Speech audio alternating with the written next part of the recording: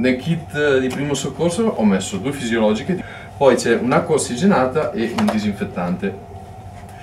Ho delle garze imbevute di fitostimoline. Poi ho portato gli Steri-Strip degli abbassalingua. Ne terrò uno perché non ci servono. Un termometro.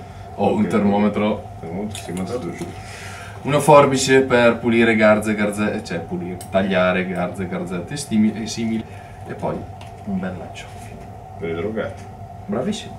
Ho anche una pocket mask che serve nel caso in cui dovessi rianimare qualcuno per non andare direttamente in contatto con la persona con saliva, sangue. Non mi vuoi baciare? No. 2 ghiacci istantanei, uno lo prendi te e uno lo piglio io. Garza. Garza. Garza. Garza. Garza. Garza. Garza. Garza. È probabile. Garza. Garza. Garza. Garza. Garza. Questa non è una garza.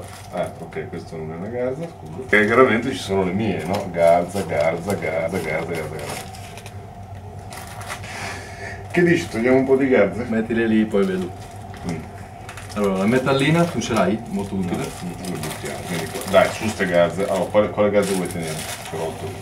Ma quante, scusa? Le hai rimesse tutte dentro? No, guarda qua quante ho messo. Ma queste? No, dai, no, io non ne porto. Cazzo, l'ho detto! Porca troia! Del Bentalan e dell'adrenalina da iniettare. Tu è capace che non c'ho la Loki? Cioè, quante siringhe c'hai? Sono 4 siringhe perché sono 4 cose che ho a disposizione. Mascherine per operare. Che se tu sei in Mongolia e devi operare un nomade, c'hai le mascherine. Posso prendere una anch'io, Marco? Sì, mai? Io in verità ho preso anche delle pastigliette effervescenti con vitamina C, metti caso che per una settimana, zero frutta, zero... Tipo qua in Germania che abbiamo mangiato solo cartoffel nel Wuster. Senza lamentarsi.